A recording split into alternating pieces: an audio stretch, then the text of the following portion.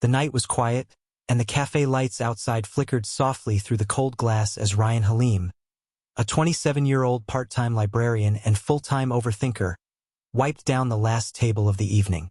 Life had never gifted him anything fancy. No luxury, no spotlight, no overnight miracles. He had learned to live slow, breathe steady, and be grateful. But that night, fate didn't knock gently. It barged through the door wearing high heels and panic. That was the moment Alara Wynne walked in. Hair messy, breath uneven, and eyes full of a storm she couldn't contain. And with that, the hook of his life began. Broken heart, a strange request. "Excuse me. Please tell me you're still open," she stammered. Ryan blinked. Technically we're closed, but are you okay?" Her hands trembled as she clutched her phone. I need a boyfriend." Ryan froze so hard even the mop in his hand seemed to stop dripping. "A what?" "A boyfriend," she repeated, voice cracking. "Just for this weekend. To meet my parents." Then she blurted out the part that made absolutely zero sense. "And if you agree, you're not sleeping on the sofa, right?" Ryan nearly dropped the mop. This had to be a prank. A hidden camera moment. Something TikTok would laugh at for months. But her eyes, those weren't the eyes of someone planning a joke. They were scared, desperate, and hiding something so heavy that her shoulders visibly trembled under its weight. He gently gestured to a chair. "Sit, breathe, start from the beginning." She sank into the chair like someone whose legs had given up. Speech balloon, her story unfolds. "My parents.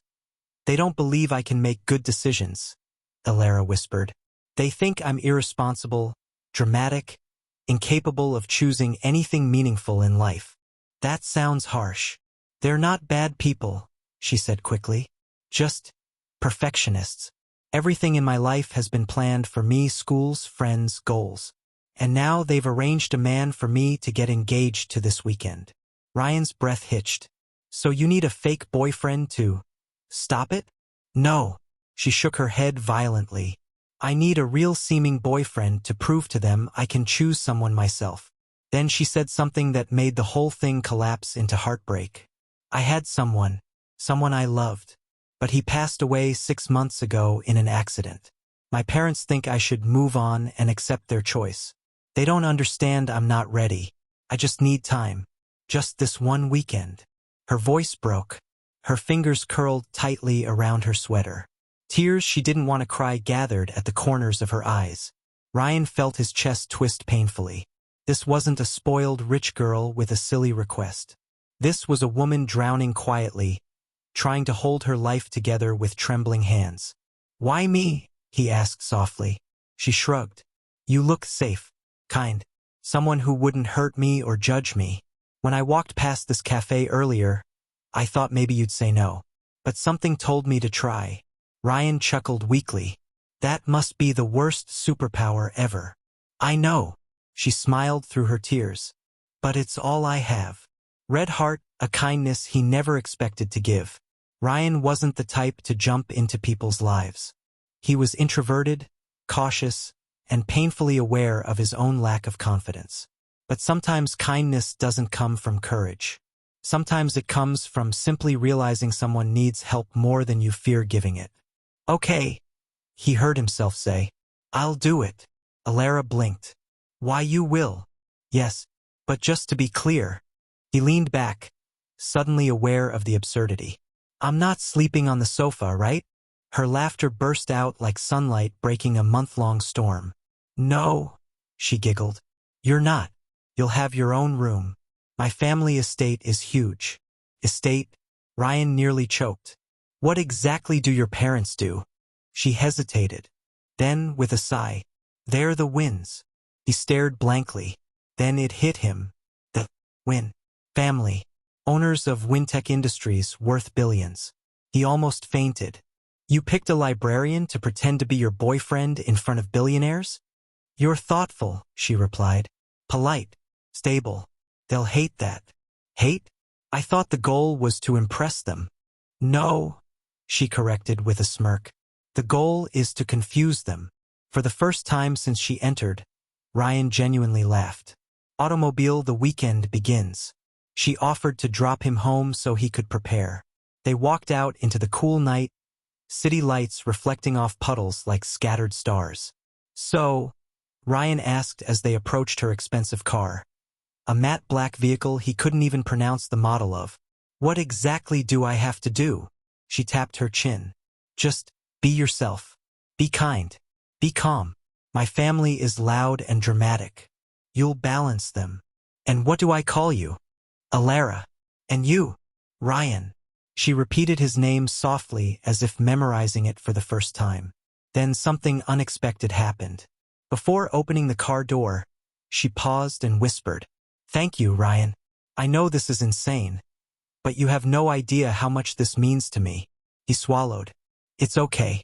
Sometimes strangers show up when we need them most." She exhaled shakily. "Yeah, I guess you showed up for me, too." Collision, but something is wrong. As the night deepened, something about Alara's behavior nagged at him. She laughed at random moments. She kept checking her phone as though someone might call with bad news. Her hands trembled whenever she talked about her parents. And when he asked about the fiancé her parents chose for her, she avoided the question entirely. He sensed something darker, something she wasn't ready to reveal. But kindness isn't about demanding truth. It's about offering safety until someone is ready to share it. So he stayed quiet, letting her control the pace. House Ryan's preparation. At his apartment, she handed him a small envelope. "What's this?" he asked. "Clothes. My family's events are formal." He raised an eyebrow. "You bought clothes for a stranger?" She shrugged. "You said yes. I had to make sure you fit the part." When he opened the envelope later, he found perfectly fitted suits, his exact size. How did she know? He looked at his simple room, the peeling wallpaper, second-hand furniture, and a calendar filled with overdue library schedules. He felt small, insignificant, like someone entirely out of place in the world she came from. But something whispered inside him. "You're not doing this to impress her family. You're doing this because someone needed you." Sunrise the next morning, a turning point. At dawn, she texted, "Leaving in 20 minutes. Ready?" He took a deep breath. "Ready." She arrived looking calmer, slightly rested, but her eyes still carried an invisible ache. "You okay?" he asked. She nodded, but he could tell it was a lie. As they drove toward the Wynn estate, an enormous mansion surrounded by gardens like a scene from a movie, Ryan's heart thudded in his chest. "Before we go inside," Alara whispered, gripping his wrist gently, "promise me one thing." "Sure. No matter what happens in there, don't walk away. I need someone on my side." He placed his hand over hers and said the words she didn't know she desperately needed. "I'm here. I'm not going anywhere." Her breath shook. Her eyes glistened. For the first time, she seemed to trust him. And that trust was about to change both of their lives forever. The Wynn estate looked less like a home and more like a kingdom carved from marble and pride. High iron gates swung open as Alara's car approached, revealing sweeping lawns, stone fountains, rows of manicured roses, and a mansion so enormous that Ryan felt like his lungs had shrunk. "Your house is bigger than my entire neighborhood," he whispered. Alara managed a small laugh. "Trust me, it doesn't feel like home." Those 6 words deepened the quiet sadness in her eyes. Something soft, hidden, and hurting. The car stopped. A moment of stillness. Her hand gripped the door but didn't push it open. "You ready?" she asked faintly. "I should be asking you that." She swallowed. "No, but let's go anyway." They stepped out, and immediately the mansion doors burst open. Collision, the first shock, her mother. "Alara Wynn." The voice cracked through the morning like lightning. A tall woman in an emerald gown stormed down the steps, heels clicking sharply against marble. Her face was elegant, expensive, and pulled tight with disapproval. Her mother. "Where have you been?" Mrs. Wynn snapped. "We prepared breakfast hours ago." "Your father is furious." Alara stiffened. "I told you I'd be bringing someone." Mrs. Wynn looked at Ryan. Her eyes scanned him like a human scanner, head to toe, taking in every flaw, every difference, every sign that he didn't belong in their world. "And who," she said slowly, "is this?" Ryan's heart hammered. He wiped his damp palms against his blazer, trying to stand straight. Alara stepped forward, voice steady. "This is my boyfriend, Ryan Halim." Her mother's eyebrows flew up. "Boyfriend? Don't be ridiculous." Ryan swallowed. "Here it comes." Mrs. Wynne waved her hand dismissively. "Alara, stop embarrassing yourself. We already arranged dinner with Daniel's family tonight. Your fiancé is expecting you." The word fiancé hit the air like a slap. Ryan glanced at Alara. Her jaw tightened. Her hands trembled. "I told you," she whispered.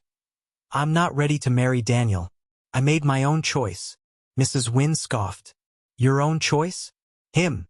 She pointed at Ryan as though identifying a stain on expensive silk. Ryan felt heat crawl up his neck. But before he could step back, Alara grabbed his hand. Tight.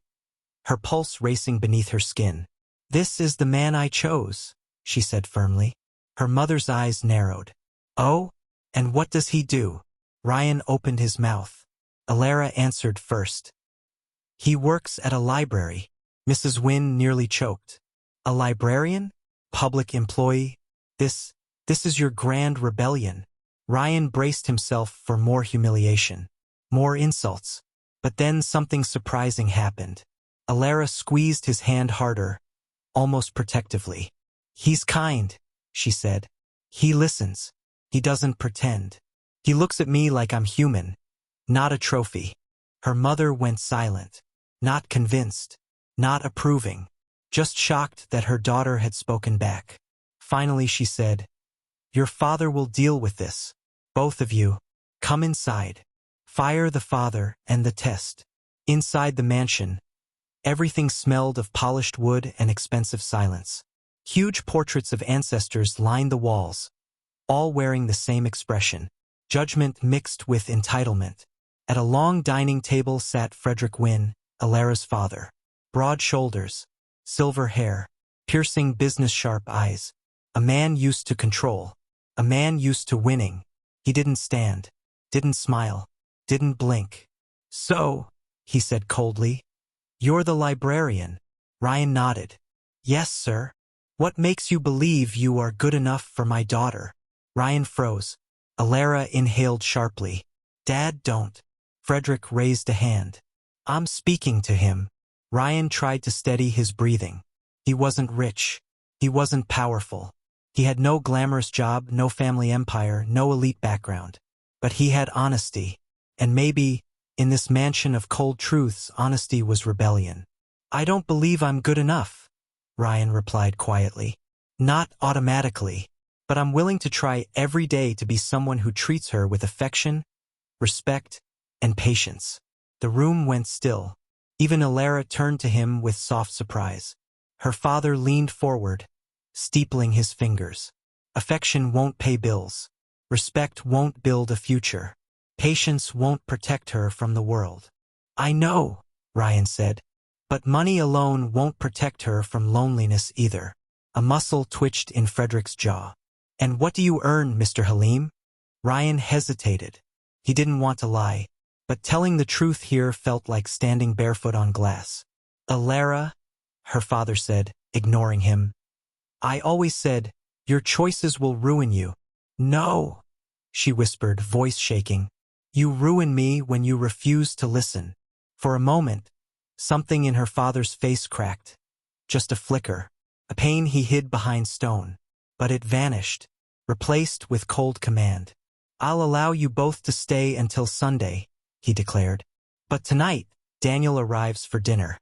And I expect you, Alara, to act like an adult." Alara stiffened. "I'm not marrying Daniel." "We'll see," he replied. Broken heart, the quiet breakdown. Hours later, Alara led Ryan to the guest wing, 3 times larger than his entire apartment. When they closed the door behind them, she didn't speak. She sat on the edge of the large bed, shoulders hunched, tears slipping silently down her face. Ryan knelt in front of her. "Alara, it's okay to cry." She shook her head. "No, because once I start, it won't stop." He took her hands gently. What your parents said wasn't about you. It was about control. It's not your fault. They think I'm fragile, she whispered. Like I can't make a single decision. When my boyfriend died, they treated me like broken glass. Her breath shuddered. They forced me to move on, scheduled grief therapy as if it were a dentist appointment, sent me away to retreats. They wouldn't let me sit, or breathe, or remember him. He was the one thing I chose. And now he's gone. Tears fell faster. And now they want to replace him with someone I've never met. Ryan's chest twisted painfully. I'm sorry, he said softly. She leaned forward until her forehead rested on his shoulder.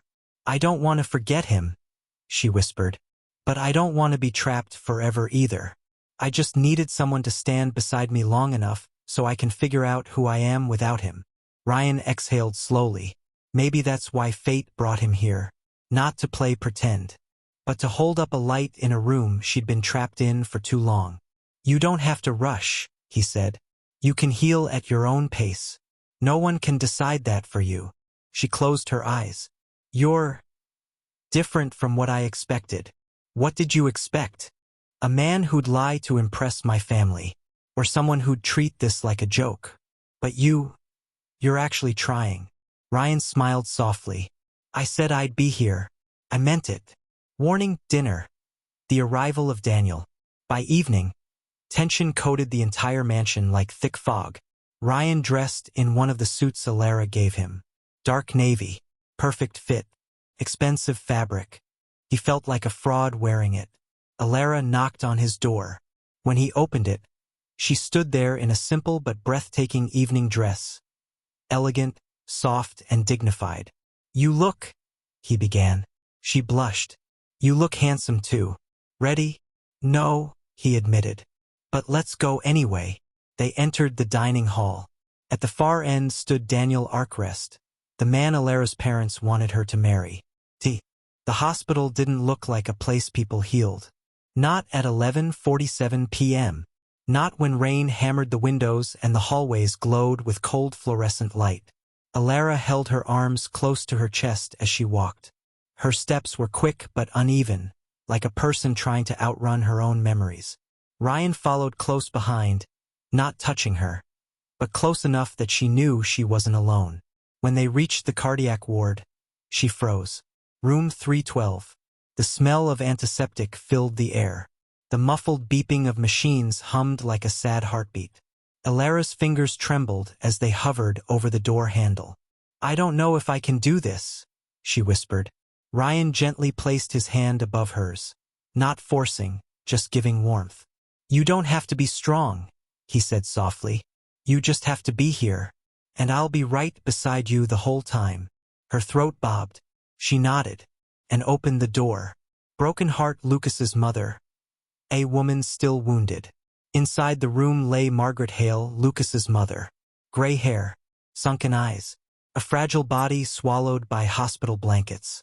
She looked like grief had hollowed her out long before the heart attack did. When she saw Alara, her eyes widened. Alara! Sweetheart! Her voice was raspy, broken. Alara rushed to her side, tears already falling. I'm here, she whispered, clutching the woman's cold hand. I'm so sorry I didn't know sooner. I'm so sorry. Margaret shook her head. You've never had to apologize to me. Grief isn't a timetable. It just stays. Ryan stood quietly near the door, wanting to give them space. But Margaret's eyes landed on him. And who is this young man? Alara hesitated. Ryan didn't. He took a small step forward and spoke gently. I'm Ryan. I'm someone who cares about Alara. Margaret studied him, not with judgment like Alara's mother, not with suspicion like her father, not with competition like Daniel. She studied him with a mother's eyes, soft, wise, seeing everything. Come closer, child, she said. Ryan obeyed. Her frail hand lifted slowly, touching his wrist. Thank you, she whispered, for looking after her tonight. She cries quietly, and the world never notices. I'm glad someone finally did. Alara bowed her head, tears dripping onto the sheets. "I'm trying," Ryan said quietly. "I don't know if I'm doing it right, but I'm trying." Margaret smiled weakly. "That's more than most." Cloud with rain, the weight of ghosts. For the next hour, Elara and Margaret talked softly about Lucas. His laughter, his stubbornness, his love for old movies and terrible cooking attempts. Every memory pulled tears from Elara, but also small, trembling smiles. Ryan listened, learning about the man who came before him, not as a rival, not as a shadow he had to compete with, but as someone Elara loved deeply, someone whose absence carved the empty space she lived in. At one point, Margaret turned to him suddenly. "Ryan." "Yes. Can you promise me something?" He blinked. "Of course." Her voice cracked. "Promise me you won't try to replace Lucas. Just hold her hand through the places where he used to walk."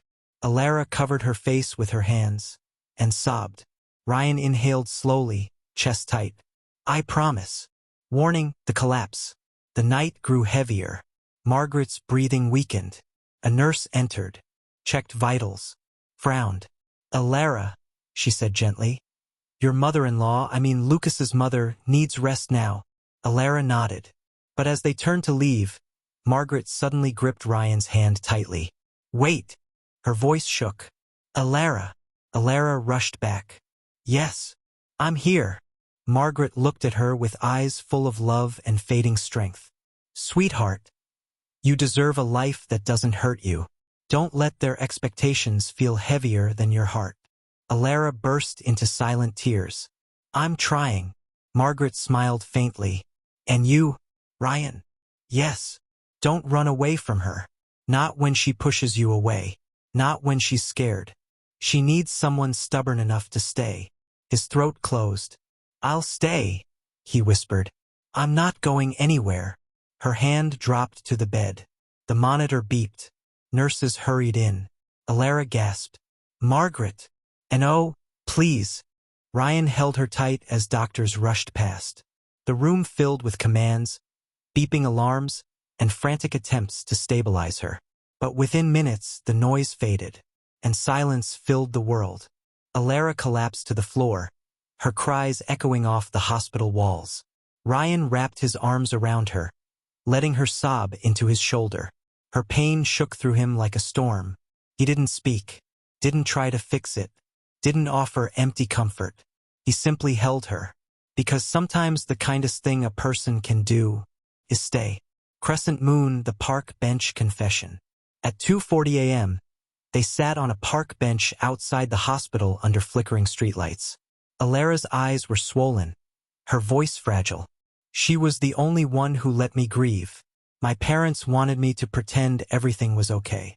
She let me fall apart." Ryan nodded gently. "That's what real love looks like." She looked at him, really looked at him. "Why did you stay with me tonight?" she whispered. "You could have left. You don't even know me that well." "Because you needed someone," he said simply.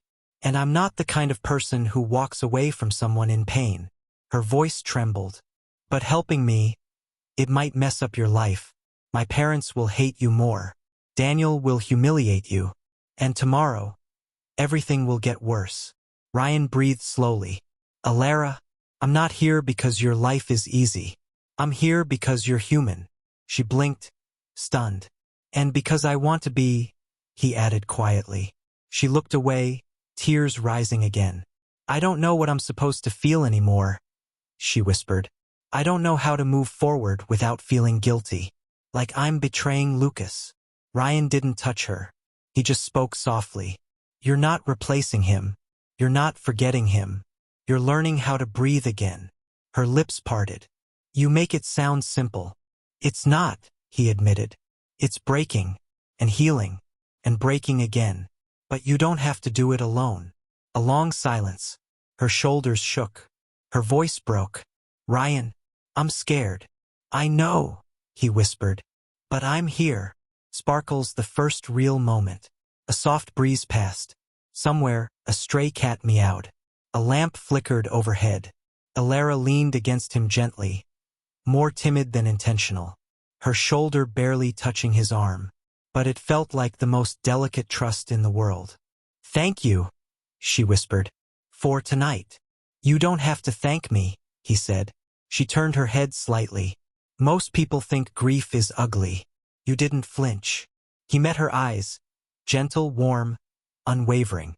"Grief isn't ugly," Ryan murmured. "It just means there was love." She went still, emotion freezing her breath. For a moment, everything, her pain, her memories, her confusion, melted into quiet vulnerability. And then she whispered, "You remind me of the kind of person I thought didn't exist." His heart tightened.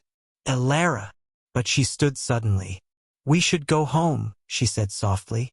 But her voice carried something new, something trembling, something dangerous. Hope. Collision meanwhile, back at the mansion.